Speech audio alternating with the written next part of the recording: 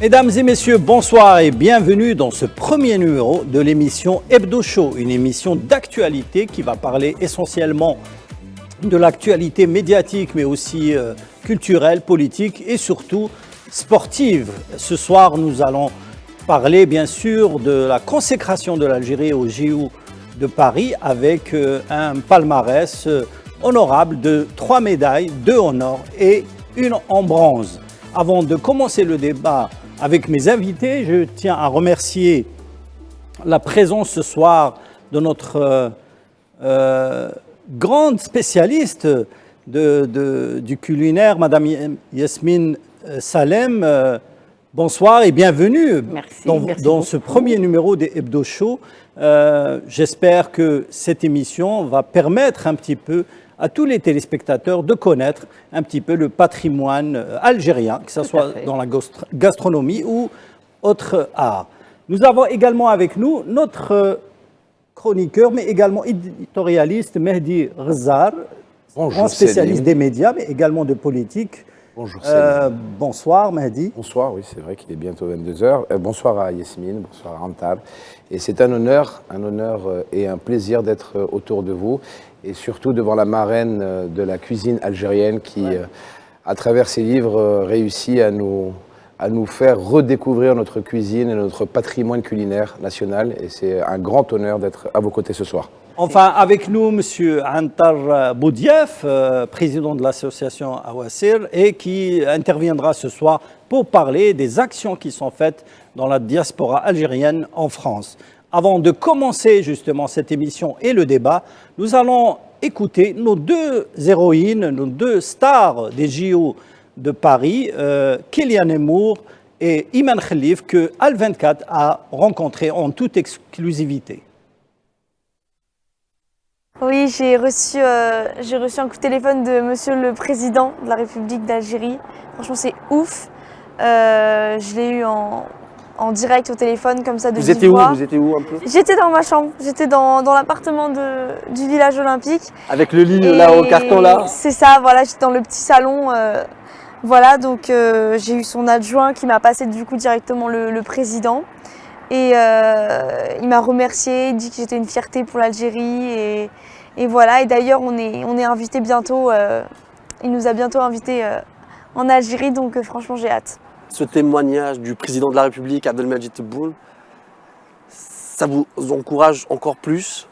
Bah oui, c'est sûr. Enfin, avoir les félicitations et le soutien de Monsieur le Président, c'est un honneur. Franchement, c'est ouf. Donc je peux que être honorée et avoir cette motivation en plus.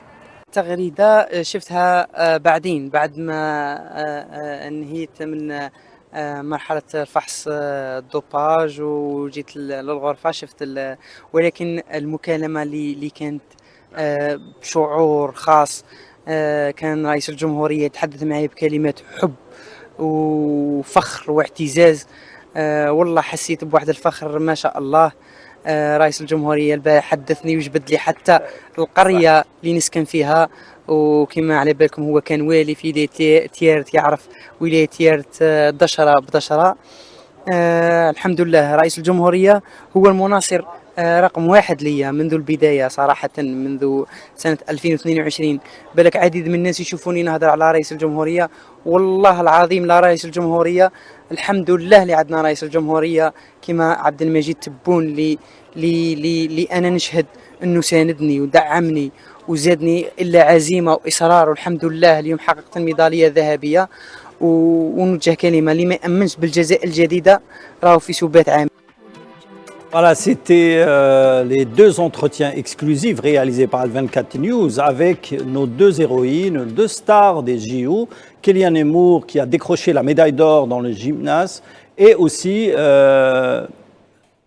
Iman Khalif qui a décroché la médaille d'or en boxe féminin.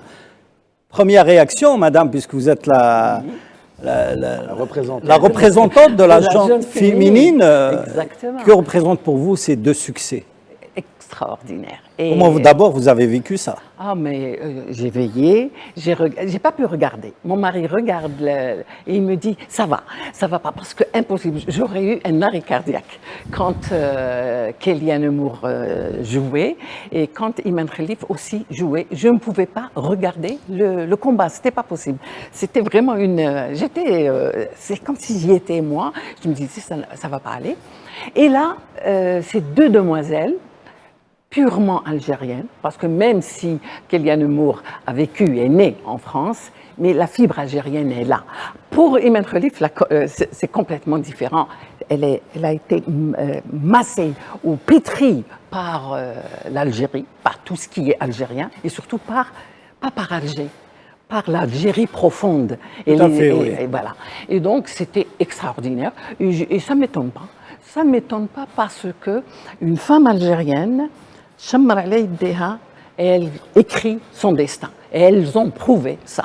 Il y a des embûches, on tourne et on va ailleurs, et on contourne et on réussit. Et donc, il faut qu'elles soient prises comme exemple pour toutes les personnes qui veulent faire ou du sport ou n'importe quel domaine. N'importe quel domaine. On peut arriver quand on a de la passion pour ce que nous faisons. Et donc, elles l'ont prouvé. Alors, Mehdi, vous étiez présent à Paris pour assister à ces deux événements. Pour la demi-finale de Imen et pour la finale hier soir, un grand moment. Et à travers leur histoire, qui sont... Kellyanne Moore, vous avez assisté à sa consécration. Sa consécration, exactement. Ici, à L24. Avec vous, à vos côtés, dans votre bureau d'ailleurs. On l'a même mis sur les réseaux. On a crié... C'est une petite confidence. On a crié dans son bureau. Les gens croyaient qu'on se bagarrait tellement on était en train de crier Salim et moi. Et on n'était pas en train de se bagarrer, on était juste en train de crier pour la consécration de Kylian. À travers leur histoire, qui sont toutes les deux différentes, comme l'a si bien dit Madame Selem, elles ont représenté, par rapport à leur victoire, mais elles ont représenté l'Algérie aux yeux du monde, comme étant des femmes fortes, avec de la détermination, avec elles ont représenté la femme algérienne dans toute sa splendeur, que rien ne peut arrêter. Et elles ont été toutes les deux, avec leur sport respectif, les ambassadrices de la femme algérienne et du courage de la femme algérienne. Pour moi, elles ont, en toute honnêteté, fait plus avec leur médaille que 90 ou 95% de toutes les conférences sur les droits des femmes, les droits des... Ce sont deux personnes à leur si jeune âge, avec leur niveau extraordinaire, qui ont montré aux yeux du monde entier, qu'on ne peut pas arrêter l'ambition d'une femme algérienne. Et ça, c'est tout à leur honneur. Et il faut les remercier et les féliciter avec énormément d'amour et de respect pour ces personnes-là. Voilà. C'est une fierté que ces deux athlètes soient des Algériennes chez nous à part entière. Monsieur Boudiaf, vous avez assisté un petit peu à cette consécration à Paris. D'abord, comment vous avez vécu ça? Vous qui êtes président d'une association avec plus de 150 membres, vous avez bien sûr mobilisé des gens pour assister un petit peu à cet événement, mais aussi faire comprendre que l'importance de cet événement est beaucoup plus capitale qu'une simple partie de sport. Merci de me donner la parole. En fait, juste un petit rectificatif, nous sommes 4000 membres. Non pas 150, mais c'est important. Ça grossit, parce que la dernière fois, j'avais vu dans les écrits comme quoi vous étiez... 150 membres au Conseil national et 4000 adhérents. Ok, voilà, 4000 adhérents. Voilà, c'est assez important. Alors, ce que je voulais dire d'abord, c'est effectivement, c'est la consécration d'abord des femmes, purement, avant que ce soit des femmes algériennes. Ouais. Pour nous, évidemment, en tant qu'Algériens, c'est quelque chose de très important. Mais moi, je rattache toujours ça à un côté un peu historique de la participation des femmes, je m'excuse, dans la lutte d'indépendance et de la libération du pays, dans leur courage, dans leur détermination, dans ce qu'elles ont fait de magnifique. Et là, on retrouve effectivement les mêmes choses, mais dans le domaine du sport. Et je suis vraiment, je vous assure, d'une très très grande fierté, parce qu'il se trouve que nous avons accompagné Imen. De quelle manière nous avons mis en place une structure pour pouvoir créer un club de supporters, en fait un club de fans, fan club, pour club, pouvoir la ouais. soutenir, aussi bien pour le quart de finale, pour le demi-finale et la finale, suite aux polémiques qui ont été lancées. On s'est dit que c'était important d'être présent pour elle. Donc on a mis en place, on a invité une centaine de personnes à chaque combat. Nous avons mis en place des drapeaux, des banderoles, pour qu'elle sache que les Algériens étaient là pour elle. Ça, c'était très important pour nous. Voilà, c'est pour ça que je vous dis, nous sommes fiers. Et pour la jeune Kylian, c'est quelque chose d'extraordinaire pour une jeune fille de 17 ans. Ça nous rappelle que la jeunesse, cette jeunesse algérienne, parce que je rappelle toujours que l'Algérie, c'est un pays jeune, eh bien, ça nous permet de savoir qu'il y a un pays prometteur avec sa jeunesse, aussi bien dans le domaine du sport que dans d'autres matières, d'autres domaines également. Mais Oui. elles ont de toute façon Oui, Manu. honoré les principes de la femme algérienne dans toute leur splendeur. Elles ont honoré la détermination, elles ont honoré la combativité, elles ont honoré la force de la femme algérienne. Chaque femme algérienne s'est reconnue pendant ces Jeux Olympiques à travers ces deux athlètes, il faut le dire. L'engouement, moi j'ai eu la chance hier soir d'être présent à Roland-Garros et aussi à la demi-finale d'ailleurs de Imen, et hier soir à la finale du championnat, enfin des Jeux Olympiques à Roland-Garros à Paris. C'était juste exceptionnel. Le stade Philippe Chartrier était plein de supporters algériens et en grande partie, et il faut, vous allez confirmer mes dires, je pense tout de suite sur Antal, en grande partie c'était des femmes qui sont venues supporter Imen. Et il fallait voir avec quelle force il supportait la boxeuse algérienne qui a décroché le Graal avec cette médaille d'or. Et c'était une symbolique juste exceptionnelle. Et pour oui, vous avez raison, c'est Antal, ce sont des moujahidettes des temps modernes. Des temps modernes. Et il faut le dire, parce que ce qu'elles ont fait, elles ont haussé au plus haut point le drapeau algérien aux Jeux Olympiques, à Paris, en l'occurrence. Donc, même pour le côté symbolique, c'est très important. Mais elles ont combattu avec l'énormité de leur détermination algérienne. Elles ont combattu pour l'Algérie. Et ça n'a pas de prix. Il m'a dit, justement, il y avait plus de monde pour Imen Khalif, mais il y avait également beaucoup de monde pour soutenir Kylian Mmour qui a remporté, évidemment, bien sûr. Non, moi j'ai pas eu la chance, moi personnellement, je n'ai pas eu la chance. Bah, d'ailleurs, j'étais avec vous, si c'est dans le bureau, j'ai pas eu la chance d'être lors de la finale de Kylian Mmour, mais on m'a dit. Remporté la médaille d'or au bar parallèle. Hein. Exactement, mais on m'a dit qu'il y a eu aussi une ambiance aussi qui était magnifique. Donc, et tout ça grâce aux associations, aux représentants d'associations qui ont créé un engouement exceptionnel par rapport à ces deux personnes-là. Et surtout, on ne peut que féliciter justement cette démarche où on a des présidents d'asso comme c'est Antal et d'autres, il y en a d'autres, mais qui ont fait un travail d'équipe, qui ont travaillé main dans la main dans une union solidaire pour leur pays et pour soutenir une des leurs. Et c'est ça qui est beau. Mais Imen Khalif a été largement soutenu à cause de la cabale qu'elle a vécue quelques matchs avant. On va voir votre intervention sur RMC où vous avez pris sa défense devant les journalistes. Vous allez me faire passer pour un méchant. Ils ne me connaissent pas sous cet angle en Algérie. Laissez-moi la personne policée, gentille. C'est une intervention qui... Un peu musclée. Pas musclé, mais disons, dis les choses en vrai face à des journalistes qui ne connaissent pas réellement le dossier. On regarde et on revient au débat. Il y a eu une cabale, une véritable cabale médiatique contre cette femme. Ça a été très très dur pour elle. Elle en a énormément souffert. Il y a eu un 2 poids 2 mesures parce qu'elle s'appelle Imen Khalif et qu'elle est de nationalité algérienne. Tu crois ? Je ne crois pas, j'en suis persuadé. T'as des mecs comme Elon Musk, comme Meloni, la première ministre italienne, comme Donald Trump qui parlent d'elle, qui font des tweets sur elle. Je trouve ça juste, sur un point de vue éthique, dégueulasse, et sur un point de vue humain, je trouve ça, mais abject, d'accord ? Il y a des faits. Les faits, c'est que Imen Khalif est bien évidemment une femme, il y a pas l'ombre d'un doute, la cabale qui a été faite contre elle. Je le dis, c'est juste immoral et dégueulasse.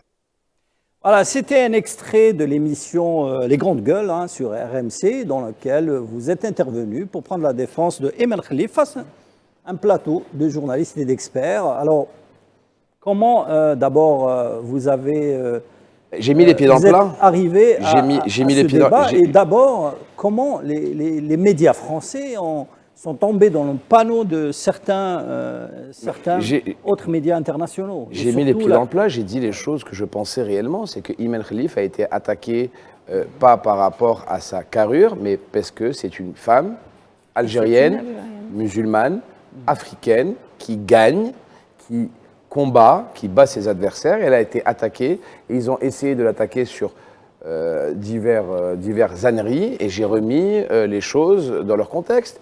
Et je suis persuadé qu'il y a eu une cabale médiatique contre elle pour la déstabiliser. Mais elle est originaire d'un pays, elle est issue d'un pays où on ne se lâche pas entre nous. Et je la défendrai contre vents et marées sur tous les plateaux de France et de Navarre. Parce que je suis une personne qui suis très pragmatique, mais quand je vois qu'il y a une injustice, eh ben je la combattrai et je continuerai à la défendre, quoi que ça m'en coûte. Madame Selam, vous avez vécu un petit peu cette cabale et cette campagne contre Ayman Khalif. En tant que femme, vous avez été touchée, bien sûr, mais surtout, vous avez dénoncé un petit peu cet état de fait. Tout à fait. Parce que, en fait, les deux ont vécu une injustice. Toutes les deux ont vécu une injustice.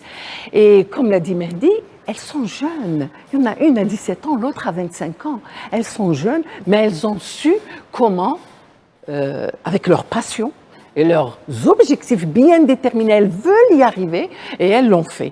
Et j'ai trouvé que c'était injuste, c'était immoral. À un moment, contre Ayman surtout, tous les coups étaient permis pour la déstabiliser. Et on n'a pas eu justement, moi c'est ce que j'ai reproché aussi lors de mon intervention, ce qui m'a fait mal au cœur, c'est que toutes les associations féministes qui crient à longueur de journée pour tout et n'importe quoi, aux droits des femmes, au droit au respect des femmes, au droit à n'importe... une femme se casse un ongle, tu as une association de féministes qui te dit pourquoi la femme... mais il y a respect et respect pour eux. Il y a double respect. Oui, mais il y a deux types de respect. Malheureusement, un silence radio, sans mauvais jeu de mots, total. Et j'ai trouvé ça, excusez-moi du terme, dégueulasse. Parce que Ayman aurait mérité d'avoir le soutien de ces associations féministes qui, à longueur de journée, sur tous les plateaux, défendent bec et ongle tout le monde et n'importe qui. Mais Ayman, comme par hasard, elle est passée à travers... Tout à fait, c'est pour ça que je vous ai dit... C'est ce qui m'a fait mal au cœur. Il y a deux types de défense de la femme. Elle est algérienne, il faut qu'on l'attaque.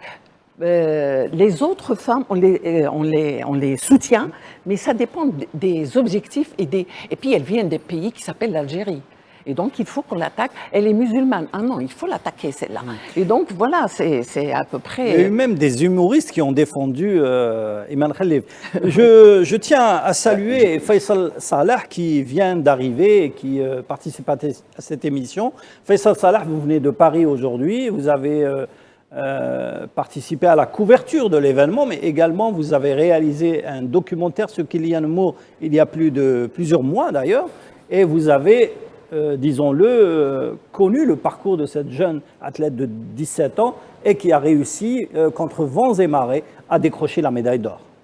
Exactement, au mois de décembre, on a tourné un reportage de 52 minutes sur Kylian Moore, la reine africaine de la gymnastique à ce timing, parce qu'elle était championne d'Afrique et juste après vice-championne du monde. Mais ce qu'il faut dire par rapport à Kélia, parce que beaucoup de gens ignorent que Kélia a travaillé pendant pendant, on va dire, 2-3 ans, mais on parle de la préparation des Jeux Olympiques, parce que c'est très important. Préparer les Jeux, ça veut dire préparer ton exercice à un agrès. Par exemple, Kélia, elle a préparé ce qu'on appelle le Nemour, l'exercice Un geste qu'elle a créé. Qui a été créé, qui a Geste été technique qu'elle a créé. certifié maintenant par le CIO et qui est considéré comme Exactement. un émour, Oui. Il était Pour la aussi Madjer. développé pour, Voilà. pour les Jeux. Comme la Madjer. Ouais, Madjer, Voilà. comme quoi. La- On est, la on est figure, créateurs, on est propre à créateurs elle. partout, nous, dans le sport, dans les on est créateurs partout. Exactement. Mais moi, je veux revenir sur certaines polémiques parce qu'on parlait beaucoup de Kélia. On mettait beaucoup de pression. Je ne sais pas si vous avez vu quand Kélia s'approche et que son tour arrive pour aller à l'exercice.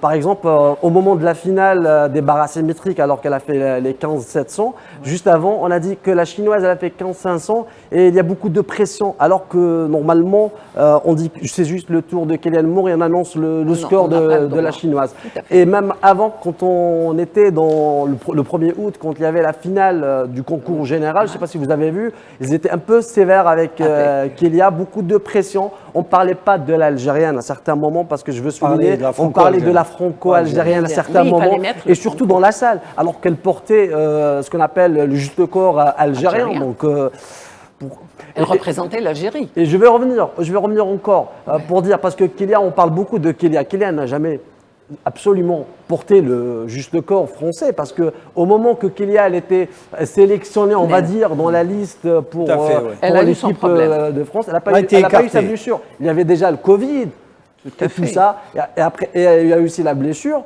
et juste après elle était interdite. Elle a changé de licence. Seulement. Seulement. Elle n'a jamais porté les couleurs. Et il y avait cette pétition, c'est juste pour qu'elle ne perde pas beaucoup de temps afin de participer au championnat d'Afrique, afin qui est qualifiable pour les le championnats du championnat. monde, qui est aussi qualifiable pour les Jeux Olympiques. Olympiques. Aujourd'hui, Kélia a créé le Nemours. Kélia aussi a travaillé beaucoup parce qu'il faut souligner, aujourd'hui quand on fait le bilan, Céline, quand on fait le bilan aujourd'hui de la participation algérienne, on dit tel athlète n'est pas arrivé. Kélia, quand on voit le quotidien de Kélia, on se dit déjà, il y a 6 mois, 7 mois, on s'est dit qu'elle est sûrement médaillable. On ne sait pas la couleur de la médaille, mais elle était sûrement médaillable parce Médaillable. elle se réveille à 7 h du matin, elle termine à 21 h. Elle a un régime de fou. Alors, une fois Faisal a eu décroché la médaille d'or, les médias français ont oui. crié au scandale. La Voilà, franco-algérienne. c'est une athlète qui a été formée par les Français. Bah oui, il faut Eh bien ben, le préciser. je vais éclairer cette chose déjà. Il faut savoir que le club à Van Beaumont, là où elle s'entraîne, Kéliane Moore, déjà, c'est un peu beaucoup plus caritatif que quand on pense déjà. Ça déjà de 1. De 2, le club, juste après que Kélia a changé un peu avant, quand elle a désiré de changer de nationalité sportive et d'être affiliée à la fédération algérienne, il y a ce qu'on appelle le championnat de la gymnastique, championnat d'élite. Donc le club, il était relégué d'élite, D'élite. juste parce que Ah ben oui. on parle de ça. Mais il faut savoir que le matos qui existe dans la salle d'Avoine Beaumont, il est fourni par, je pense, l'association belge, si je ne me trompe pas. Donc à un moment donné, quand on dit c'est un produit français, franchement, Kélia, avant sa blessure, parce qu'il faut souligner que le niveau de Kélia après la blessure, c'est quelque chose... parce que quand elle a eu la blessure au genou, elle a commencé à jouer beaucoup plus les barres asymétriques que le sol ou que la poutre. Oui, bien sûr. Faisal, il faut préciser que Kéliane Moore a bénéficié du soutien de l'État, mais aussi des organisations algériennes pour sa préparation au championnat du monde, pour sa préparation au championnat d'Afrique. Et c'est comme ça qu'elle a décroché un petit peu sa place pour les JO. Qualification, bien sûr. Oui, sa qualification. pour les Exactement. JO. Elle l'a dit, d'ailleurs. Même elle témoigne, ses entraîneurs, Marc et Gina témoignent aussi. Ils ont dit qu'on a trouvé dans la D'origine fédération- roumaine. Hein. Enfin, l'entraîneuse, elle est d'origine roumaine. Exactement. Donc, ils ont témoigné, ils ont dit qu'on a trouvé dans la fédération algérienne De ce qu'on l'aide. n'a pas trouvé Fédération à la française. fédération française. Tu sais, juste après que Marc et Gina ont décidé de rester avec Kélia quand elle a changé de nationalité sportive, ils étaient un peu attaqués par la fédération française. Ils étaient récemment blanchis, il faut le dire. Et pour revenir, Kélia a un talent immense. Elle est légendaire, il faut le dire, parce que si elle est algérienne, c'est pour ça peut-être qu'on n'a pas entendu beaucoup parler d'elle à un moment donné, mais il y a Simon Bales. qui est mieux pour parler. Elle a dit au bar asymétrique, je ne suis pas comme Kélia. Et pour revenir, Kélia, elle a joué beaucoup d'étapes de Coupe du Monde, ce qu'on appelle pour préparer ces Jeux Olympiques. La Fédération algérienne de gymnastique, elle a répondu présente avec son président Sidi Ali Zaatar. Le comité olympique, ils ont aidé Kélia afin d'être au top à ce moment-là et réaliser son rêve d'être championne olympique. Il y a une chose très importante, c'est le soutien de l'État et notamment du président de la République à toutes ces athlètes qui ont participé au JO. On a vu par exemple le président de la République féliciter Kylian Mmour en direct d'un événement organisé Exactement. Au cercle militaire, voilà, de Beni Msous. Mais c'est la fierté qu'il avait et la tout à fierté fait, et l'émotion du président de la République qui était retranscrit par les images que l'on voit là était juste. Les premiers magnifique. gestes, d'ailleurs. Je pense qu'il parlait comme un père parle à son enfant. Il était fier comme un père parle à son enfant. Tout à fait, tout à fait. Et du fait du jeune âge de Kylian Mmour, les mots du président de la République étaient émouvants, touchants et on crée justement cet engouement par rapport à Kylian Mmour parce que on voyait la fierté dans ses yeux d'avoir une de ses ressortissantes qui faisait monter aussi le drapeau algérien à l'étranger. Et c'est tout à l'heure je vous ai dit, c'est une ambassadrice de l'Algérie à part entière dans le domaine sportif. Elles peuvent se targuer de ce titre d'ambassadrice du sport algérien à travers le monde. Et c'est une fierté. Même soutien pour Emen Khelif.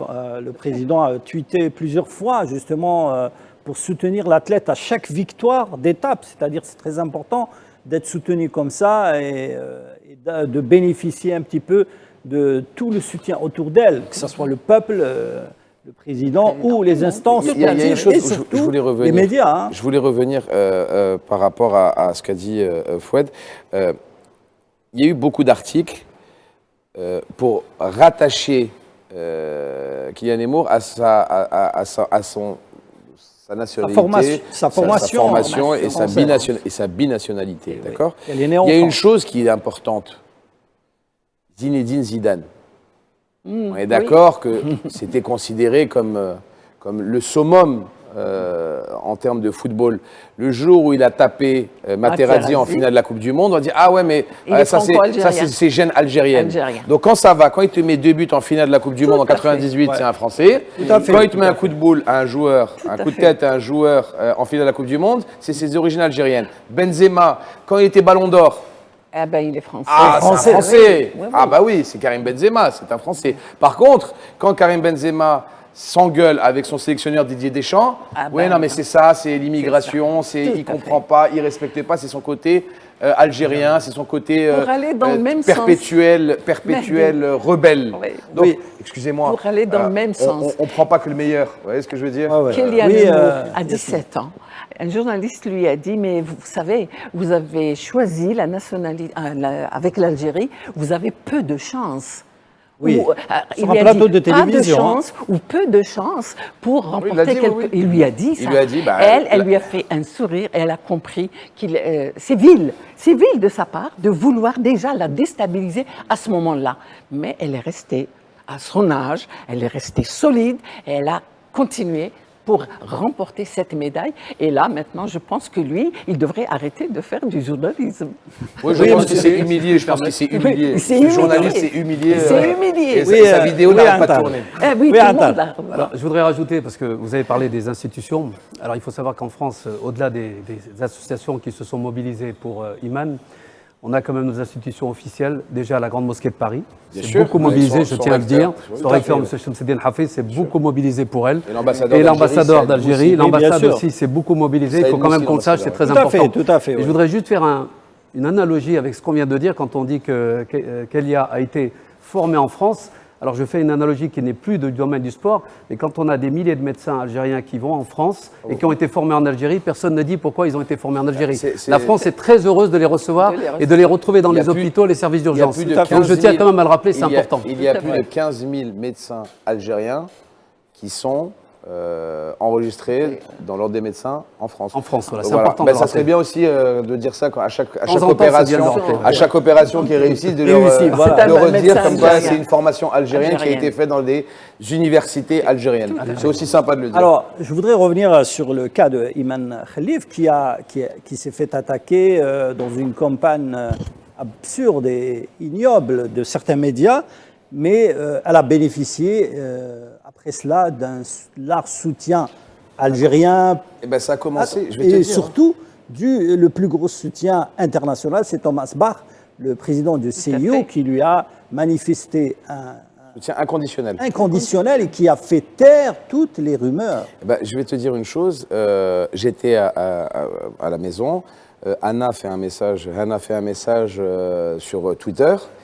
Et en 24 heures, Antal connaît très bien Anna, en 24 heures, où elle interpelle sur le message par rapport à la calomnie d'où a été attaqué Imen. En 24 heures, tout le monde reprend le tweet. En 24 heures, DJ Snake le reprend, lui répond, Riyad Mahrez, le ministre de la Jeunesse et des Sports, tout le monde reprend et enclenche le truc. Donc, quand je vous dis ça, c'est qu'il faut que nous soyons solidaires. Tout à fait. Un Algérien, peu importe où est-ce qu'il est dans le monde, et nous avons justement la présence ici de Sirantal, peu importe où est-ce qu'il est dans le monde, il sera toujours soutenu par ses compatriotes. Et c'est ce qui fait toujours la fierté de nous autres. C'est que entre nous, on ne se lâche pas. Tout à fait. Et l'engouement qu'il y a eu par rapport à tout ça, eh ben, il faut juste le souligner. Parce que c'est beau à voir. Il y a eu des résultats grâce à tous les Algériens d'Algérie et de France. Et d'ailleurs. et de l'étranger, de France et de Oui, France en globalement, l'occurrence, de parce France, que là, les JO étaient en France, et que cette unité, elle est très importante pour l'accomplissement de l'Algérie nouvelle. Voilà. Alors, Iman Khalif a bénéficié d'un large soutien des personnalités internationales. Nous allons écouter une personnalité diplomatique qui est membre du CIO, c'est l'ambassadrice d'Arabie Saoudite à Washington et qui a apporté son total soutien à Iman Khalif.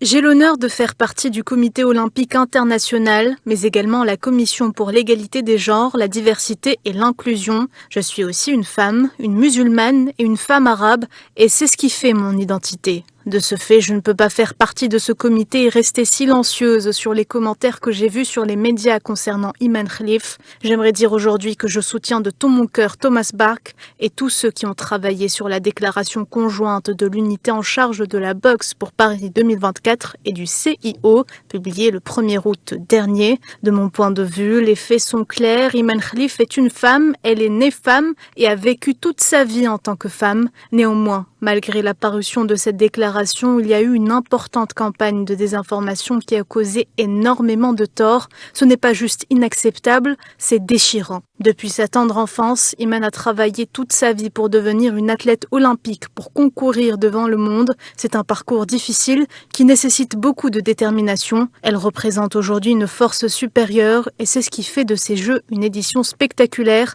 mais personne n'a le droit de nier sa féminité.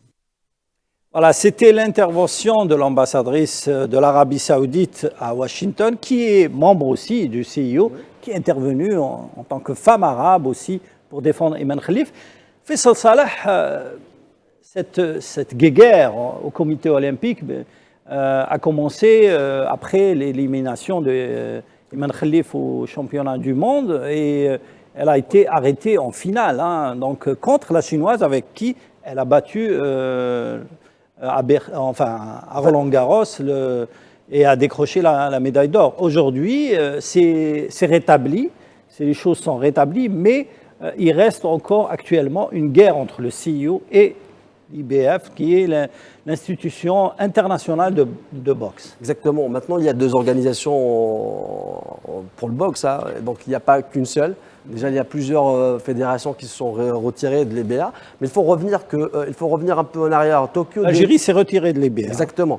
En 2020, il faut savoir que le CIO a retiré l'organisation, soit les qualifications ou l'organisation des combats de boxe, la compétition elle-même au JO de Tokyo. Donc, ils ont retiré cette organisation de l'IBA et juste après, en 2022, il y a eu des soucis par rapport à l'élection au sein de l'IBA qui sera le président de cette organisation. Il y a eu des dossiers au TAS. Donc, à un moment donné, il y avait beaucoup de polémiques sur cette organisation. Et juste après, le CEO de Thomas Bach qui a dit qu'on retire la compétition et la qualification pour les JO de. Et même les arbitres ne sont pas choisis par les arbitres. l'IBF. Il y avait des combats qui étaient truqués. C'est ce qu'on depuis qu'ils ont dit plus. Mais il faut que ça a été récupéré par le CEO, ça va mieux. Exactement. Pour les combats. Mais si je veux revenir un peu en arrière, il faut le dire que l'IBA, quand on voit les membres, on voit qu'il y avait un membre thaïlandais, il y avait un membre chinois, il y avait un membre aussi marocain, il y avait plusieurs membres. Il y a un membre qatari qui a voté aussi dans cette... parce qu'ils ont fait une sorte de vote. Est-ce qu'on élimine d'abord Iman Khalif à New Delhi ou pas? Ça, c'était le premier vote. Et le deuxième vote, c'était est-ce que Iman Khalif restera affilié à cette organisation internationale de boxe. Et le résultat du vote, on le connaît, mais Thomas Bach et le CEO a donné raison à Iman Khalif parce que tout ça, c'était un coup monté afin de déséquilibrer déjà Iman Khalif, parce qu'il faut dire, parce que Iman Khalif... Elle était favorite. Iman Khalif, elle était favorite déjà pour prendre le titre, mais Iman Khalif, elle est en train d'ouvrir une autre porte du sport algérien, parce que Iman Khalif, en ce moment, c'est une légende. On peut parler de Mohamed Ali, on peut parler de Tyson, mais aujourd'hui, le monde entier parle d'Iman Khalif. Et quand on voit Iman Khalif en train de boxer, c'est pas juste la force, parce qu'on parle beaucoup des coups, mais c'est aussi de la technique, de la vivacité. D'ailleurs, pardon, excusez-moi, mais elle a dit pour la finale, je vous ai offert un spectacle d'origine cubaine. Et on a vu que son style avait complètement changé. Elle a combattu différemment. Ah oui, elle était bien ouverte. Il faut préciser qu'elle a un entraîneur cubain. Hein. Ah, voilà. Et donc, voilà. Donc, et elle offre des spectacles différents à chaque fois. Et donc, moi, j'ai vu que c'est... Mehdi, je voudrais avoir votre avis justement sur l'intervention de l'ambassadrice saoudienne, mais également sur les réactions sur les réseaux sociaux de Musk et de tous ces gens qui ont attaqué Iman Khalif, et qu'aujourd'hui, beaucoup de gens appellent Iman Khalif à les attaquer en justice. Alors, confidence pour confidence, l'histoire ne s'arrêtera pas là. Ça, c'est sûr. Iman Khalif est une Algérienne. Et une Algérienne, peu importe où est-ce qu'elle est dans le monde, elle sera toujours soutenue par l'Algérie. Par l'Algérie. Son pays. Et donc, ses institutions. Et surtout ses institutions. Et l'histoire ne s'arrêtera pas là. Il y a des procès qui vont être intentés pour l'honneur de Iman, pour l'honneur de la femme et pour l'honneur de la femme algérienne. Et je peux vous en donner ma garantie que c'est suivi de très près. Il faut que l'image soit nettoyée et que ces personnes-là soient condamnées pour les attaques ignobles qu'ils ont fait à Iman Khalif. Vous savez, moi je suis content parce que Iman les a battus d'abord sur le terrain, à travers le ring. Elle a gagné la médaille d'or. Elle ne peut pas gagner plus, ça n'existe pas. Elle a gagné le Graal. Ouais. Mais je suis convaincu que ce n'est que le début de ses victoires. Parce qu'elle va se faire un point d'honneur de les attaquer partout. Elon Musk, les diverses... les pseudo-commentateurs sportifs, les divers personnages justement... L'extrême droite internationale. L'extrême droite internationale, italienne, hongroise, c'est parti dans tous les sens. D'accord ? Et je peux vous assurer qu'elle est très bien entourée, très bien soutenue par notre ambassade et par notre gouvernement ici pour qu'il y ait un point d'honneur à ce que toutes les personnes qui ont citer Iman Khalif avec des mots déplacés soit condamnée en justice. Et je peux vous assurer qu'elle ne s'arrêtera pas, vu le tempérament qu'elle a, vu la niaque qu'elle a et vu le caractère qu'elle a, croyez-moi qu'elle va gagner à la fin. Alors oui, monsieur Boudiaf. Ils seront tous certainement poursuivis, condamnés, je vous assure, j'en suis moins sûr, parce que quand on a des personnes comme Elon Musk ou d'autres, c'est très compliqué.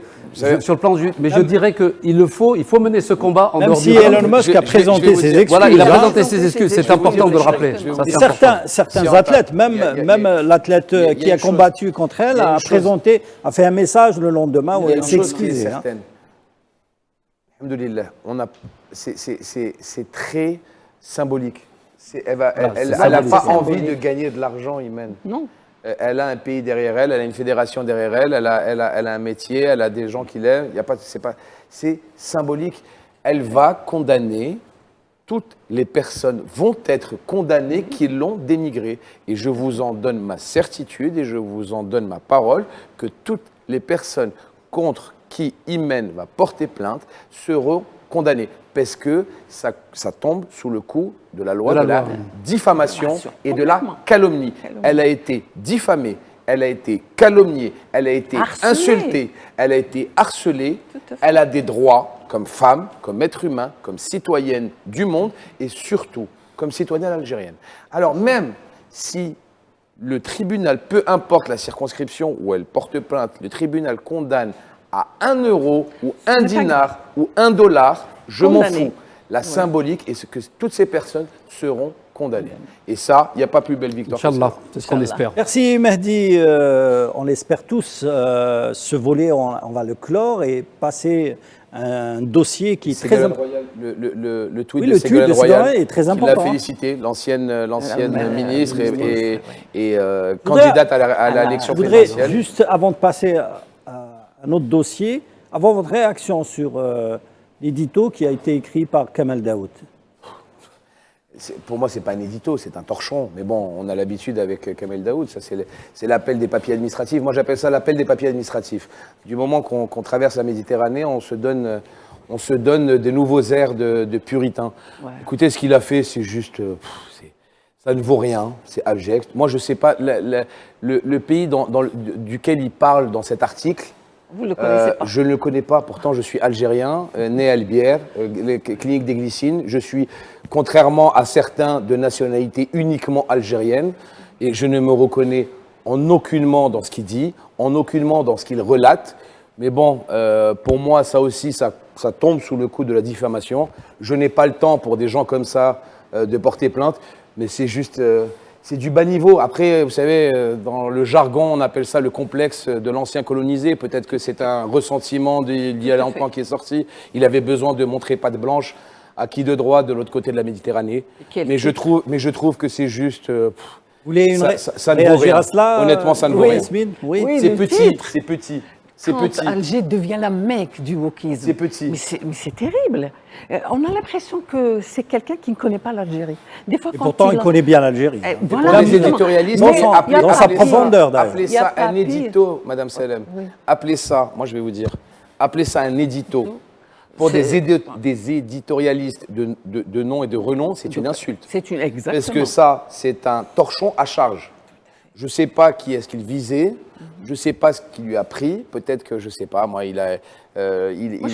quelque chose lui manquait en Algérie, mais franchement, le pays dont il parle, j'y suis, pourtant là on est à Alger, le pays dont il parle, je ne sais pas de quel pays il parle, peut-être qu'il parle d'un pays lointain, mais en tout cas, ce n'est pas à 1 heure de vol de Marseille.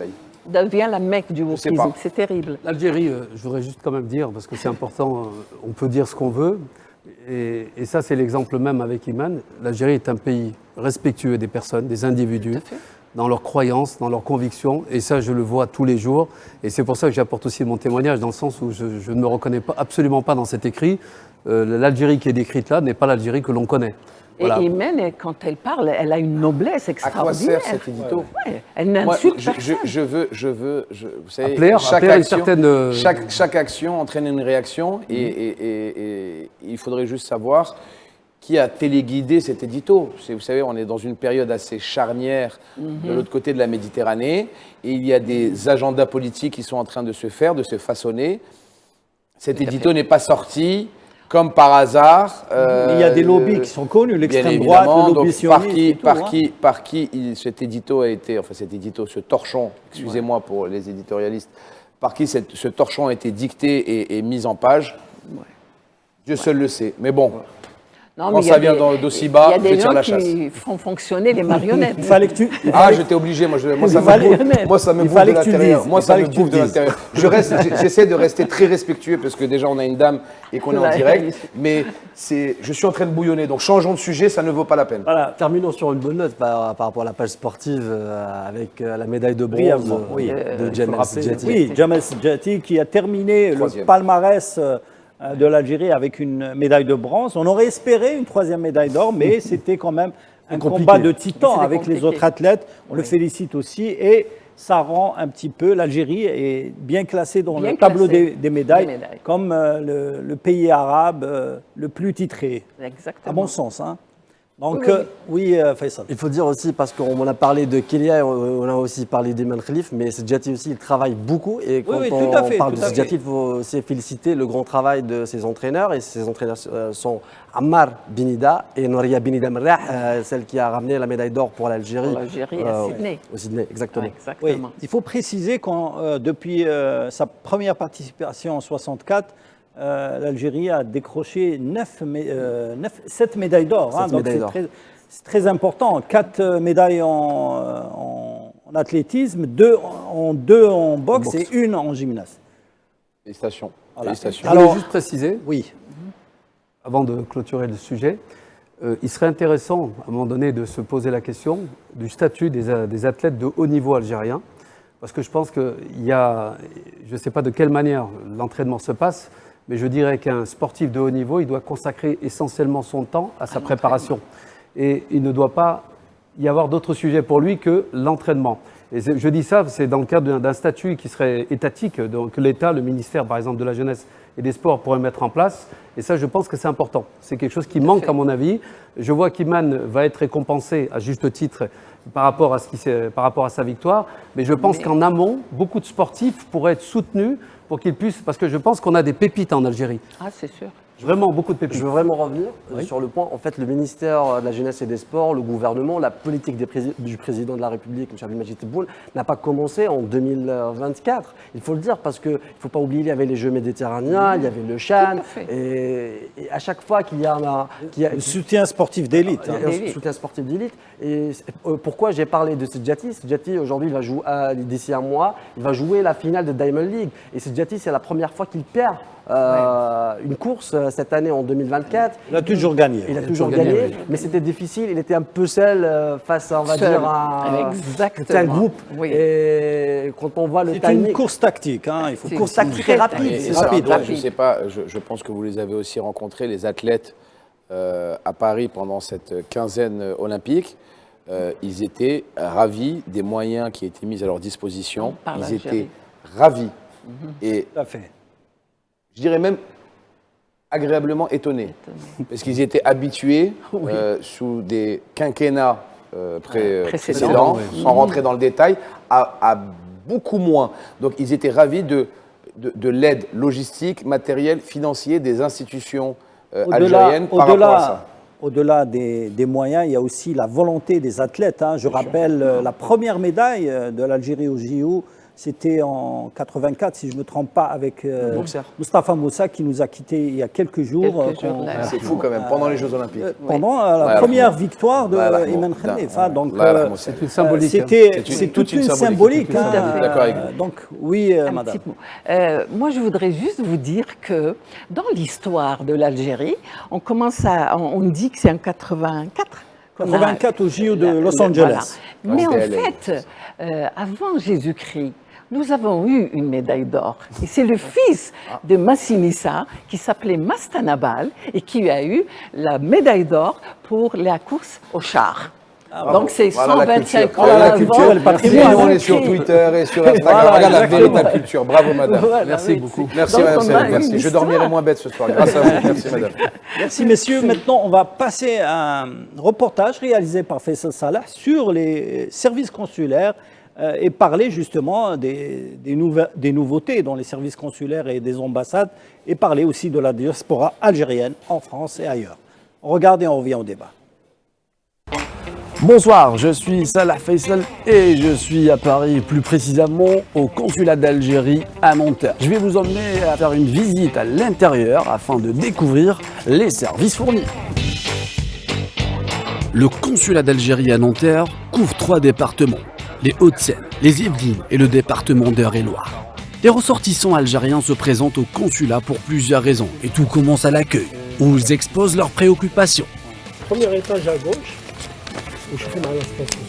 Quand on oriente les gens, on essaye de les prendre en charge, d'écouter leurs doléances. Parce que la communauté en parle avec satisfaction. Et les rendez-vous ont beaucoup aidé pour la qualité de l'accueil, pour la sérénité.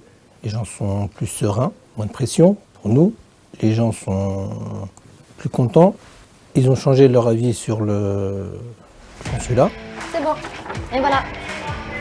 Pouce gauche, madame, s'il vous plaît. Le consulat propose de nombreuses prestations aux citoyens algériens. Service passeport biométrique, immatriculation, visa, service national et social, état civil. La qualité de ces prestations a été améliorée depuis les dernières directives du président de la République, Abdelmajid Tebboune.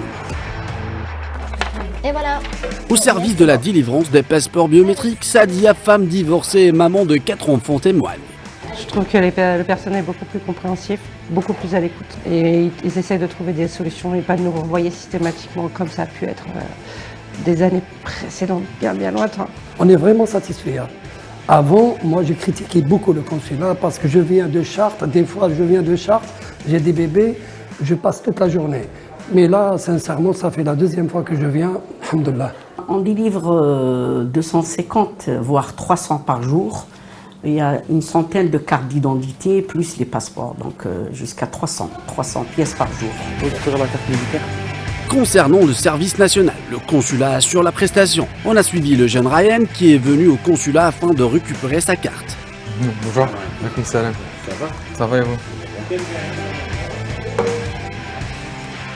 Un dernier check dans le réseau informatique avant la délivrance des documents. Monsieur Debiche, c'est bon. Parfait. Là. Les signatures ici. Ok. Là, ça a mis moins d'une heure, je pense, rien à dire. Pour toute personne handicapée, femme enceinte ou malade, le consulat a réservé la journée du lundi pour eux. Ils n'auront pas besoin de rendez-vous et ils passent aussi en priorité lors des jours de réception. Moi qui gère du handicap au quotidien, je peux vous dire que c'est très difficile. Et c'est un geste, j'ai vraiment apprécié sa sensibilité et le respect qu'il a témoigné à ces personnes. C'est beaucoup plus avantageux parce qu'il y a beaucoup moins de temps. En plus de ça, on demande beaucoup moins de documents dans le dossier maintenant. Et puis au moins, ça permet aux personnes handicapées, etc., de ne pas rester trop longtemps au consulat, de ne pas avoir une file d'attente énorme. Les nouvelles instructions du président Abdelmajid Tebboune ont pour le but de faciliter et alléger les procédures administratives à nos ressortissants dans le monde.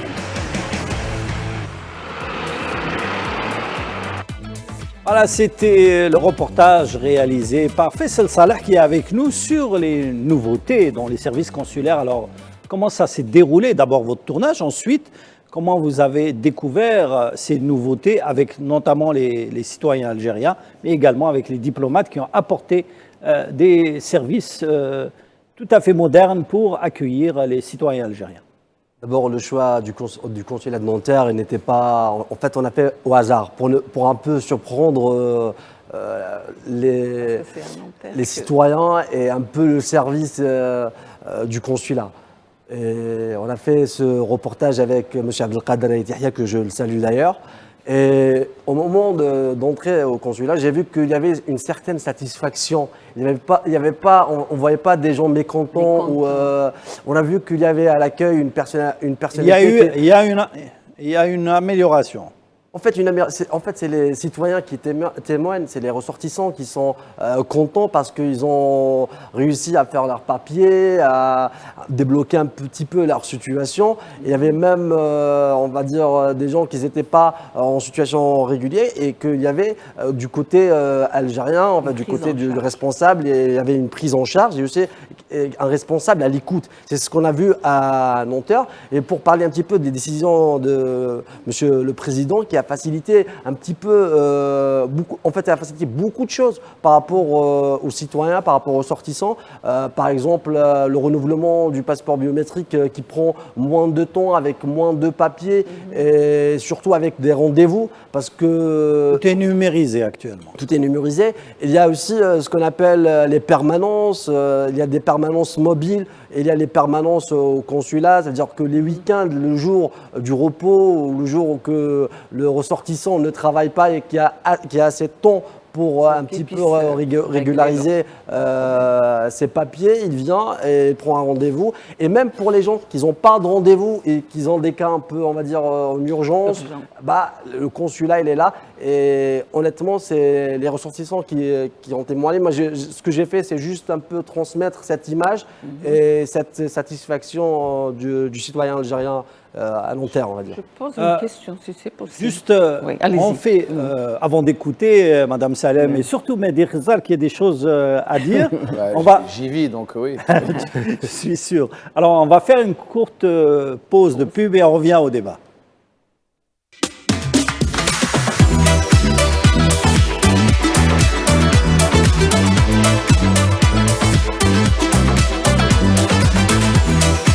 Au débat, je suppose que Mehdi, vous avez des choses à dire sur les services consulaires.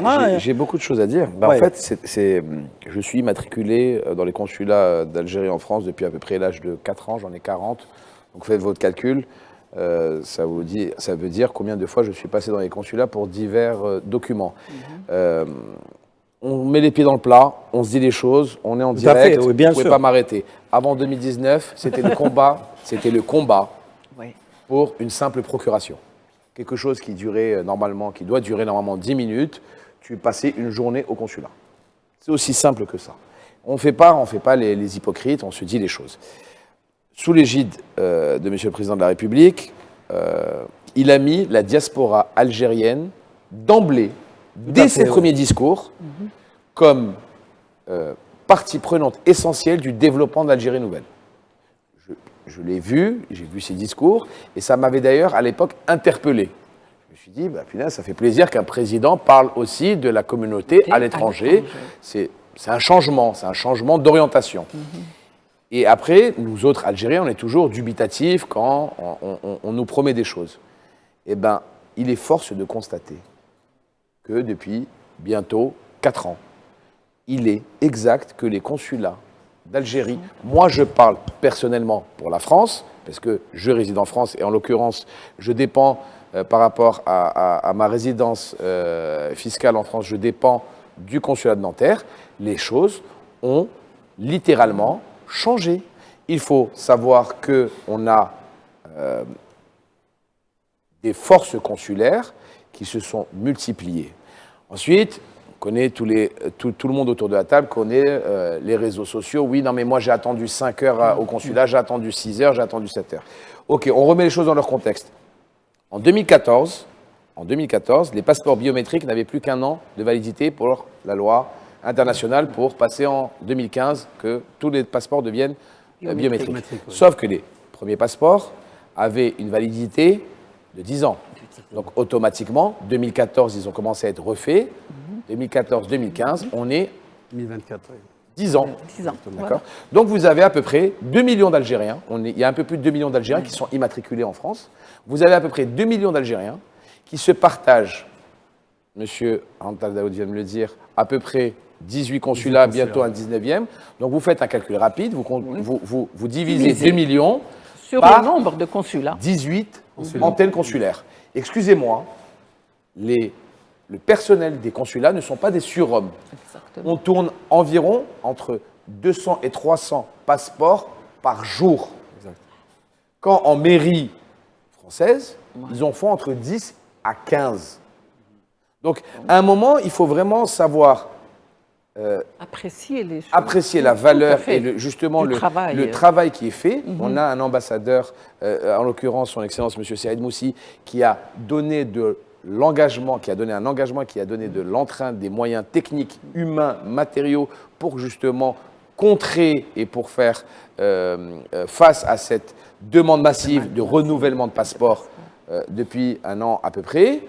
Les choses se passent littéralement, je le dis bien, parce que vous avez un passeport, vous faites votre démarche de passeport en environ 2 heures, 2 heures et demie, 3 heures maximum. Donc excusez-moi, mais quand pour aller à la préfecture ou à la mairie, tu passes une journée, ça ne te dérange pas, tu mets tes mains derrière le dos, quand tu arrives au consulat, tu fais le gorille, tu dis non, j'ai trop attendu. Donc à un moment, le 2 poids 2 mesures, même là-dedans, c'est embêtant. Et j'ai encore une question à poser, et on va tous se répondre autour de la table. Quel est le seul pays au monde, et je vous mets au défi, quel est le seul pays au monde en 2024 qui prend en charge intégralement les frais de rapatriement d'un défunt? Oui. Il n'y en a pas deux. Hein. Non, il y en a un. Témoigner, c'est l'Algérie. Exactement. Sous l'égide de Monsieur le Président de la République. Donc nos antennes consulaires s'occupent aussi de ça. Oui. Un Algérien qui décède à l'étranger, qui veut se faire enterrer dans son pays, qui n'a pas les moyens, l'antenne consulaire s'occupe de son rapatriement en sa terre natale. Excusez-moi, on parle toujours des choses, des choses qui sont embêtantes. Parlons des belles choses, soyons positifs. Là, j'ai un verre d'eau, il n'est pas à moitié vide, il est à moitié plein. Donc il faut dire aussi les choses. Alors, voilà. Quelle que soit sa situation. Hein. Oui. Peu importe sa situation. Monsieur Boudiaf. Merci, c'est ce que je veux dire. Peu importe sa situation. Il faut préciser qu'aujourd'hui, peu importe sa situation, je dirais, tout Algérien, quel qu'il soit, quelle que soit sa situation, qui demande l'aide, voilà. Enfin, qui demande, du moment qu'il décède, c'est la famille qui demande, bien sûr. Évidemment qu'il est pris en charge systématiquement. Quel autre pays Aucun pays ne fait ça. Mais pourquoi c'est pas mis en avant? Moi, c'est ça. Mais on est là pour ça aujourd'hui. Non, mais je parle pas de vous. Mais sur les réseaux sociaux, sur les choses comme ça, on parle. Oui, moi j'ai attendu 3 heures. Moi, il y avait. Non, parle des belles choses. Parle comme quoi il y a des moyens techniques, que l'ambassade d'Algérie, avec son ambassadeur, a mis des moyens humains, a pris des contrats en plus avec des personnels qu'il a formés pour justement faire face au renouvellement de 2 millions, excusez-moi, mais il faut répéter le chiffre peut-être, de 2 millions de passeports. Il faut le dire. Oui, monsieur Boudiaf. Alors, ce que je voulais préciser, parce que ça a été dit, mais c'est important de le rappeler, ce qui a été mis en place, et c'est vrai, c'est sous l'ère de notre président Abdelmajid Tebboune, c'est l'automatisation, c'est-à-dire le rendez-vous en ligne. Ça, on n'en parle pas assez. Tout à fait. Ça a complètement révolutionné le fonctionnement des consulats. Voilà. Ce qui fait que tout Algérien ou Algérienne qui prend un rendez-vous en ligne, donc à son rendez-vous, et quand il arrive, il est pris en charge d'une manière, on va dire, efficace et dans un laps de temps court. Et ça, c'est très important parce qu'effectivement, le problème numéro 1 que nos ressortissants, je dirais, ramenaient ou faisaient remonter, c'était la durée du traitement du dossier quand ils arrivaient au consulat. C'était très long à une époque et aujourd'hui, il faut franchement le dire, il y a une nette amélioration. Et je vais plus loin, les lundis, parce que le dimanche et le lundi, les consulats sont fermés normalement. Pour les personnes handicapées. Il y a des permanences qui sont assurées maintenant pour les personnes handicapées, pour les personnes âgées. Bravo. Merci, voilà, donc Mehdi est au courant aussi. Bien sûr. Et les lundis, donc, et on va encore plus loin, quand une personne n'a pas un passeport, s'il a un décès dans la famille, les consulats, on leur demande de leur faire un passeport d'urgence, qui est délivré le jour même et même de autre chose. Pardon. Et qui est valide pendant une année. Pendant une année, tout à fait. Il faut dire qu'il y a aussi des permanences mobiles. Ça veut dire qu'il y a certaines régions là où le consulat est un peu loin. Donc le consulat prend la responsabilité de se déplacer chez le citoyen afin de lui faire... Mais malheureusement, tout ça n'est pas mis en avant. Et moi, c'est ça ce que je reproche. Il y a aussi autre chose. Antal était présent lors du mois du Ramadan. L'ambassadeur Saïd Moussi et les différents consuls et consuls généraux de France, les réceptions et les banquets qu'ils ont faits pour la communauté nationale à l'étranger, pour partager des repas conviviaux pendant le mois sacré du Ramadan, ça n'a pas été suffisamment suffisamment mis sous la lumière. Et c'est ça, moi, qui me fait mal au cœur. C'est qu'on est très prompt à dire des choses qui ne vont pas, mais quand des choses vont, on ne les met pas en avant. C'est normal, c'est classique. C'est classique. Et excusez-moi, moi je connais personnellement de simples, et je le dis bien avec énormément de respect, de simples contractuels, pas de diplomates, ça veut dire des agents des consulats qui travaillent de 8h30, 9h du matin jusqu'à 19h, 6 jours par semaine, et qui ont le même salaire, qui n'ont pas d'heures supplémentaires, mais qui font ça pour leur patrie, pour leur nation et pour leurs compatriotes. Ces gens-là, il faut les remercier. Ces efforts, Mehdi, sont souvent relayés sur les réseaux sociaux, mais également sur les télévisions comme Al24 News, qui fait justement... Exactement, ce l'émission que reportage vous avez sur- faite Voilà, l'émission que exactement, vous avez avec, faite maintenant, justement, elle remet les choses dans leur contexte. Explique, et hein, elles les choses. expliquent Oui, tout tout à le fait. travail qui a été fait depuis C'est le bientôt rôle des 4 médias, ans. hein, de Voilà, depuis montrer, bientôt parce 4 ans. que- Mais malheureusement, on a Voilà. on va pas dire des médias, moi j'appelle ça des niches, des niches sur Internet en France, malheureusement, qui nous veulent du mal, qui te montrent, quand tu as 30 personnes qui sont devant un consulat 10 minutes avant l'ouverture, qui te disent file interminable devant le consulat. Et ça, c'est encore une fois des gens qui ne veulent pas du bien. Monsieur Bouzev, je voudrais revenir justement sur l'organisation de la diaspora par rapport à ça. C'est très important.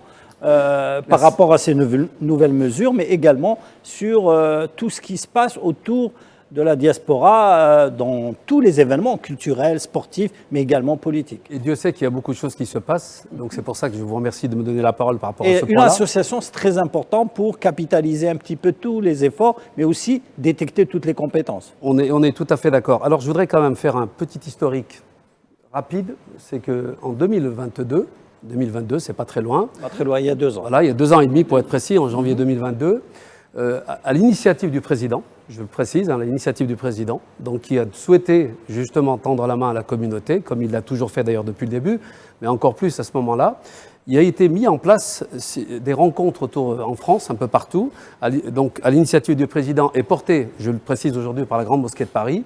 Donc il y a eu des initiatives qui ont été portées, et ce qui nous a permis de mettre en place les premières colonies de vacances.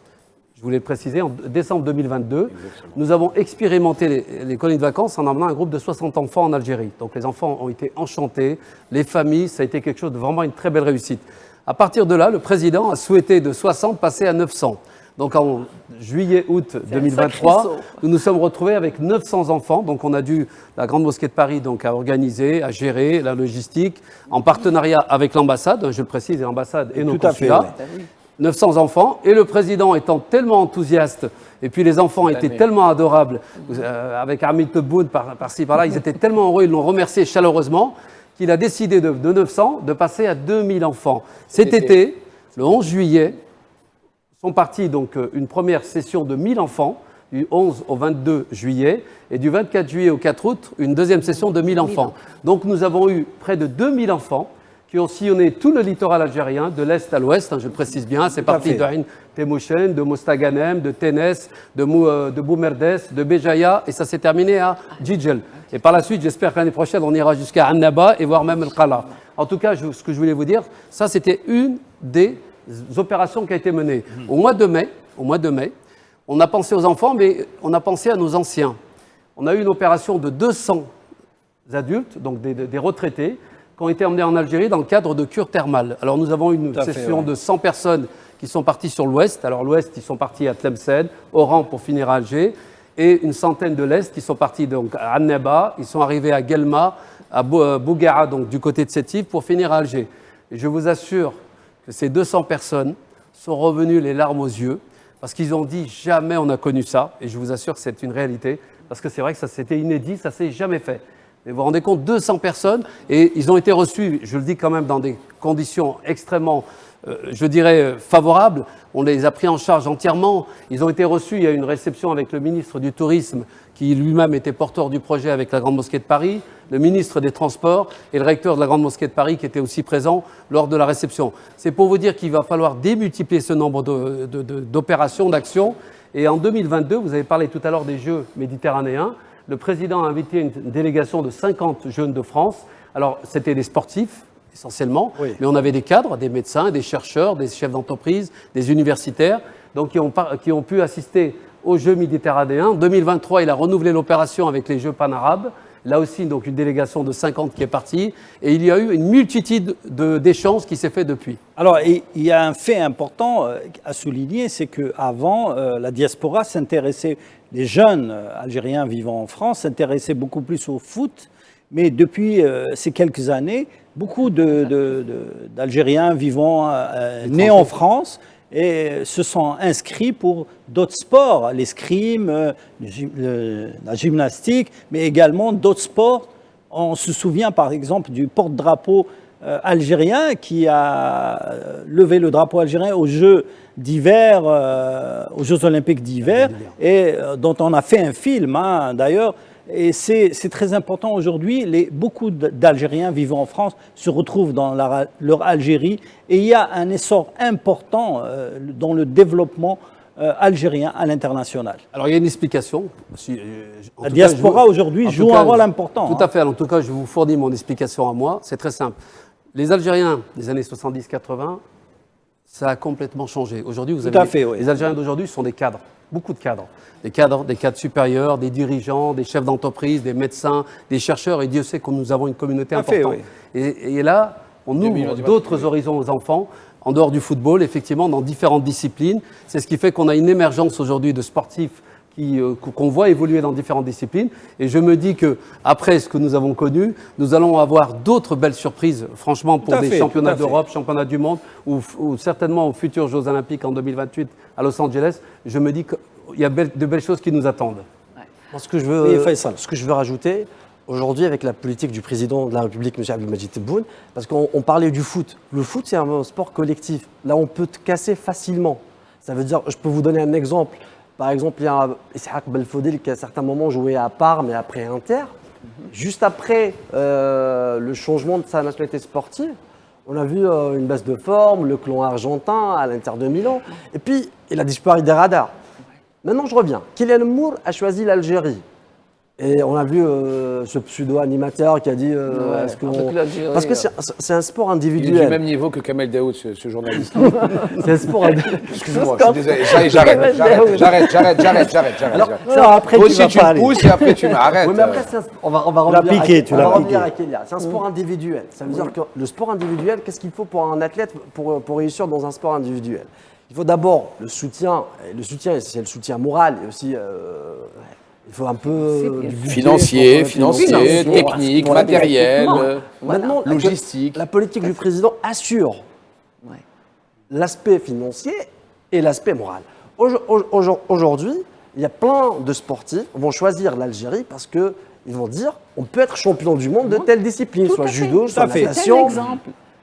Quel que soit, parce que la fédération algérienne, le comité olympique, le ministère de la Jeunesse sont ouverts justement par participation. Parce que la directive, comme je pense exactement ce que tu es en train de dire, la même chose que ce que tu es en train de dire, parce que la directive a été dit, et je vous conseille de réécouter et lire les premiers discours du président, et moi ça m'avait marqué, moi étant un immigré France, les premiers discours du président m'avaient marqué, où dès ses premiers discours, il a fait de la diaspora algérienne à l'étranger, quelle qu'elle soit, pas uniquement en France, quelle qu'elle soit, une priorité de son projet. Donc, les moyens sont mis parce qu'il y a eu la directive du président par rapport à ça. Et c'est très important. Il n'y a rien de mieux que d'avoir la volonté politique pour arriver à nos fins.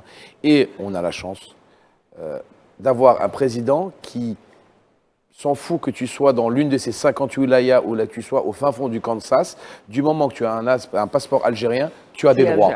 Et tu as des devoirs, bien évidemment, mais tu as des droits. Et lui se référera... Il peut servir le drapeau. Exactement. Ouais. Et il sera derrière toi. Et ça, il faut le noter. Monsieur Boudiaf, le rôle justement de la société civile dans cette diaspora. Je voulais vous en parler parce que... Alors, il faut savoir qu'on a quand même en Algérie 2 institutions importantes. Il faut quand même le rappeler. On a le Conseil supérieur de la jeunesse, que dirige M. Moustapha Hidaoui. Oui. Et nous avons l'Observatoire de la société civile, nationale de la société civile, donc dirigé par M. Ben Barham. Alors, récemment, j'en profite pour vous le dire, parce qu'il y a quelques jours de ça, nous avons rencontré M. Moustapha Hidaoui et M. Ben Barham pour justement mettre en place des conventions. Pourquoi des conventions? Bravo. Pour mettre en... Parce que bravo. Leur idée, tout à votre leur projet, c'est vraiment de travailler avec... Parce que le président, justement, a bien rappelé que notre communauté... sont des Algériens par entière.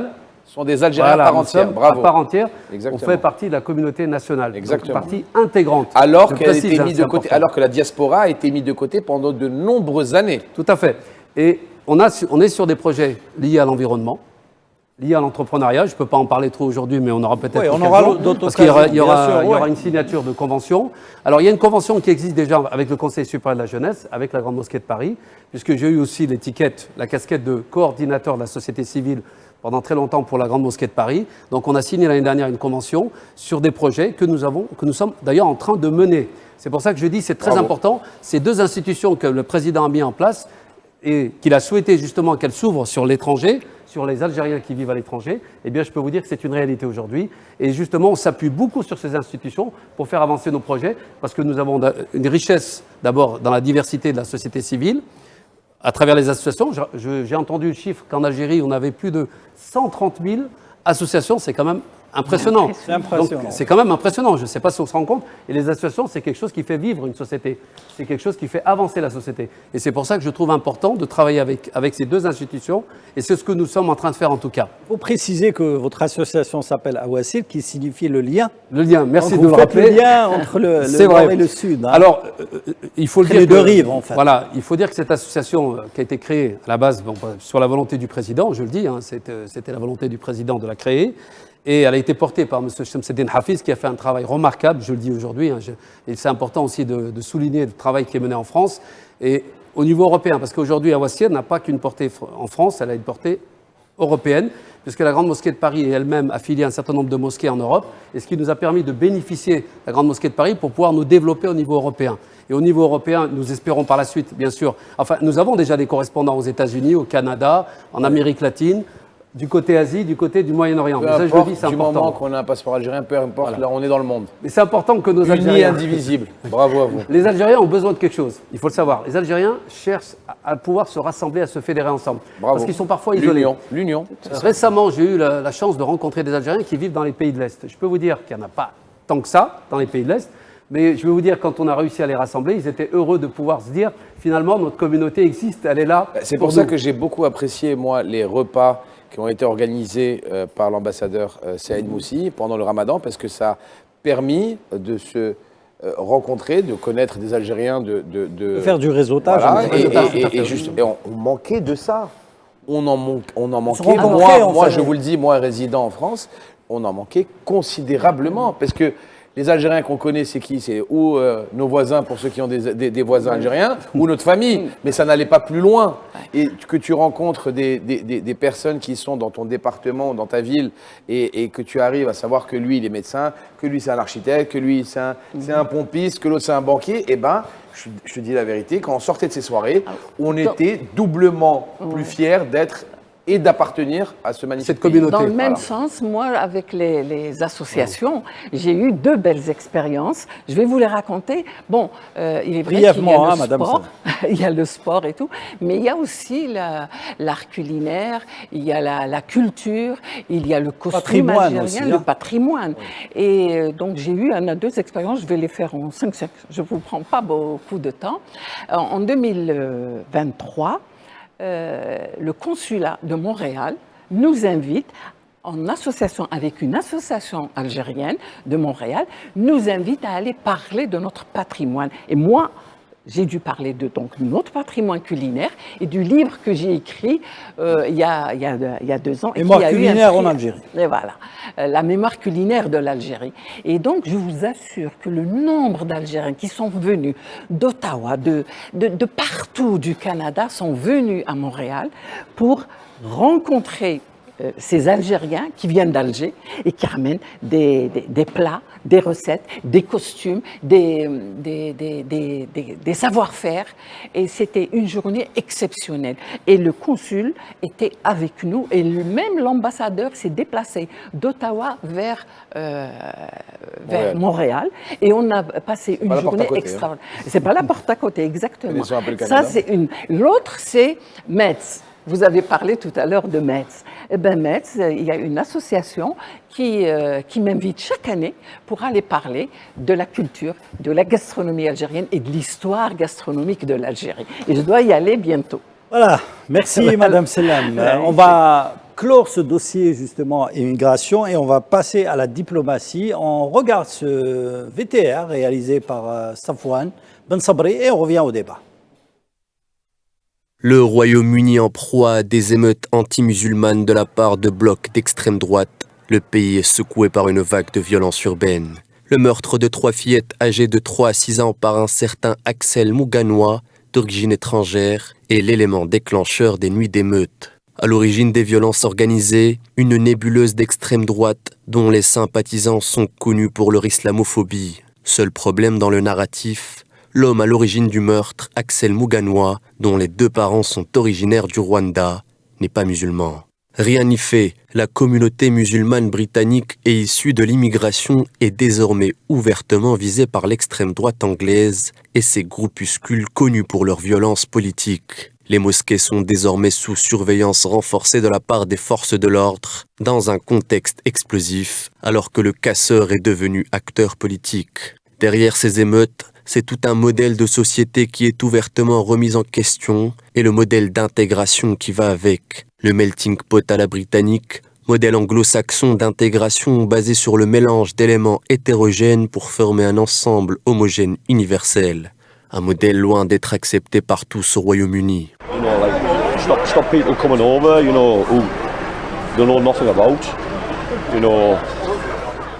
Empêcher l'arrivée des personnes dont vous ne savez rien. C'est exactement ce qu'il faut faire. Pour être juste, je ne plaisante pas. Je parle du logement de tous ces immigrés qui arrivent. On les voit tous dans les rues.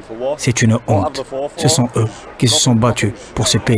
Ces gens qui viennent d'arriver sur les bateaux, qu'ont-ils fait pour le pays? Rien. 10 jours de sacs et d'émeutes, d'échauffourées violentes entre policiers et émeutiers ont finalement eu raison du silence royal de Charles III. Caractérisé par un certain recul sur les affaires politiques courantes du pays, le statut de monarque est celui de la réserve, sauf nécessité. Nécessité, il y a, dans un Royaume-Uni ou désuni, qui vit une période de trouble et qui voit la violence faire son retour dans le paysage politique. Voilà, c'était un reportage de Safwan Ben Sabri sur les émeutes qui ont éclaté depuis plus de 10 jours en Grande-Bretagne et qui attaquent ouvertement la communauté musulmane en Grande-Bretagne par les groupuscules d'extrême droite. Pour en parler, j'ai le plaisir d'accueillir ce soir M. Sami El-Qaidi, journaliste d'Al Moudjahid. Comment justement analysez-vous cette montée de la xénophobie et du racisme en Grande-Bretagne, des images qu'on n'a pas l'habitude de voir dans les pays justement de la paix justement et de beaucoup de choses ont été dites sur ces événements qui ont éclaté, qu'on a l'habitude de voir dans les pays anglo-saxons, mais surtout en Europe, en France par exemple. Alors tout d'abord, bonsoir et merci pour votre invitation. Effectivement, on constate dans plusieurs pays occidentaux une montée assez conséquente de l'extrême droite. Tout à fait. Que ce soit au Royaume-Uni, dernièrement en France, mais également en Espagne, en Italie, etc. et dans plusieurs autres pays européens et occidentaux. Trump, par exemple, aux États-Unis. Et moi, ce qui m'inquiète le plus, c'est le rôle des réseaux sociaux dans l'amplification de ce phénomène et dans aussi comment dirais-je, le fait de provoquer des situations insurrectionnelles. Et c'est ça qui est assez inquiétant, c'est-à-dire que d'une rumeur ou de fake news, il y a la déstabilisation rapide de pays qui peut se produire. Et cela sous-entend aussi un autre phénomène, c'est-à-dire l'appauvrissement des États occidentaux et européens, la montée du chômage, de la crise et la volonté par conséquent de trouver un bouc émissaire. Mehdi Ghezal, justement, vous avez vu ces images partagées sur les réseaux sociaux, mais diffusées par les chaînes de télévision, que ce soit en Europe, mais aussi dans les chaînes internationales. On remarque qu'il y a justement une mauvaise communication sur ces émeutes.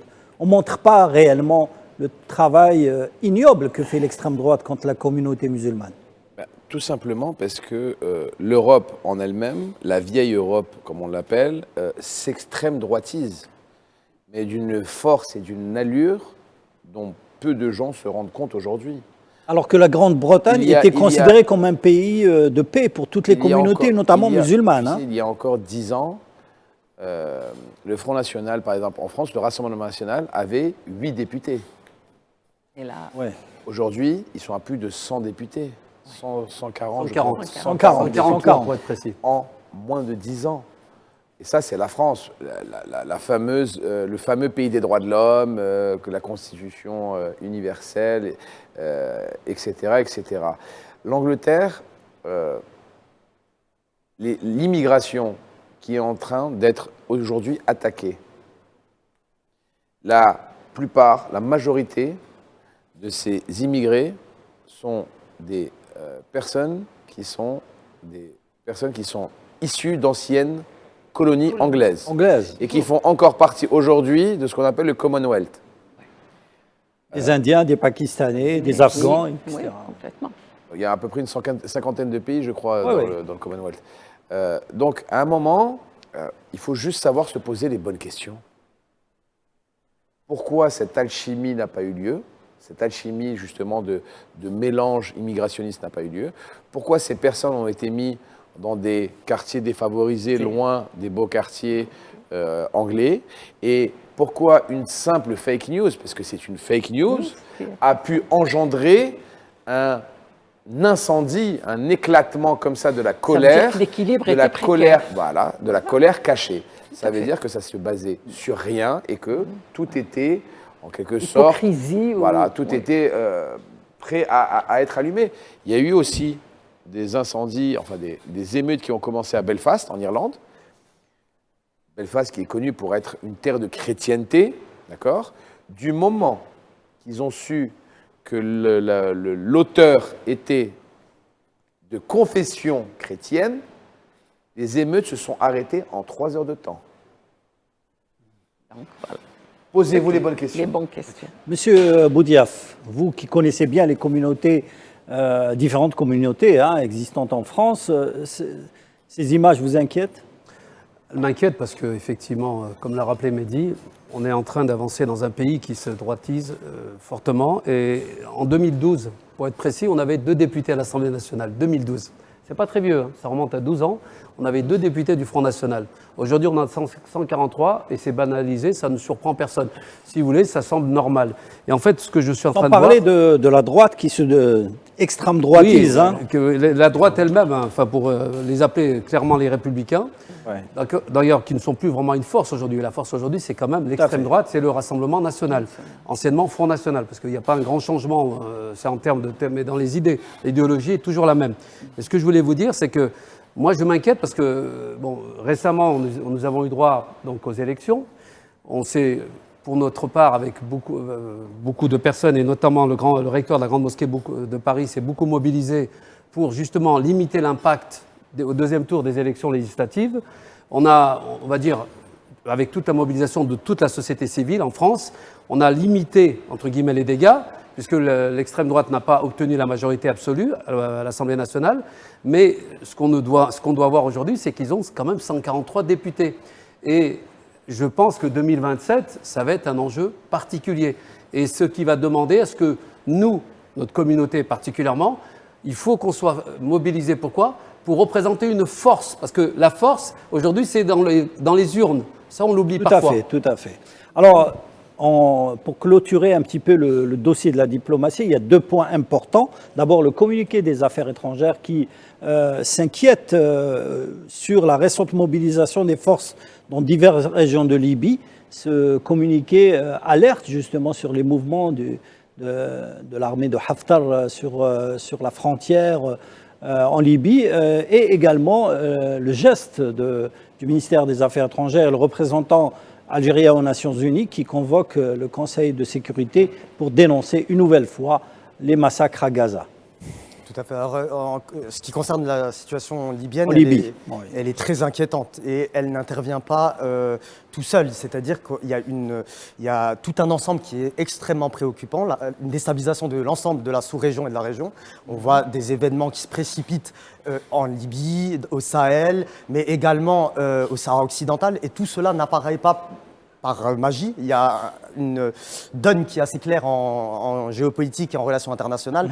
Rien n'arrive par hasard. Il y a comme une main étrangère ou une main qui veut essayer la fameuse main invisible. Non, voilà, tout à fait, invisible, et qui veut précipiter les choses. Et on l'observe aujourd'hui à Ardames avec l'avancement des troupes de Haftar et de son fils aussi, il faut le notifier, qui est à la tête de cette armée-là. Et aujourd'hui, plus que jamais, c'est la voix de l'Algérie qui a eu raison, c'est-à-dire que la déstabilisation de la Libye, les ingérences étrangères, la division structurelle ne peut apporter que le chaos et la fin d'un pays qui était pourtant très prospère il y a de cela quelques années. En ce qui concerne la Palestine, c'est un secret de polichinelle. L'Algérie est chef de file de cette résistance diplomatique aux Nations Unies en qualité de membre non permanent. Et aujourd'hui, elle appelle à une nouvelle fois, parce que ça a été fait plusieurs fois. Tout à fait, et une nouvelle fois, appelle à convoquer le Conseil de sécurité pour se pencher sur un nouvel massacre qui est ignominieux et horrible. Il faut savoir que l'entité sioniste, qui est un monstre assoiffé de chair et de sang, a commis un nouveau massacre en assassinant 100 enfants à quelques minutes avant la prière du Fajr. Mehdi Ghezal, dernier mot, brièvement s'il vous plaît. Sur ce sujet, l'Algérie est connue de par sa diplomatie légendaire à respecter le droit souverain des pays étrangers. Elle se réfère toujours au texte de l'ONU et elle reste toujours attentive au sort de ses voisins. Il est certain que ce qu'il se passe en Libye actuellement est très problématique. Pour la Palestine, malheureusement, nous sommes habitués à la barbarie d'un pseudo-gouvernement qui ne veut rien dire et qui ne sait manier que le sang et la torpitude derrière lui. Donc, on est juste dégoûté et abasourdi par ce qu'on vient de voir aujourd'hui, malheureusement. Merci Mehdi Ghezal, merci Sami Qaïdi de votre intervention, justement pour parler du volet diplomatique. Monsieur Boudiaf, merci de votre participation. On a parlé de la diaspora avec vous, c'était également un plaisir. Madame Sellam, on se donne rendez-vous la semaine prochaine pour un nouveau sujet et surtout un nouveau décryptage de l'actualité politique, diplomatique, culturelle et surtout sportif dans Hebdo Show. Rendez-vous numéro 1 aujourd'hui. Oui, Emadi a dominé les débats. Merci, restez branchés sur Al 24 News.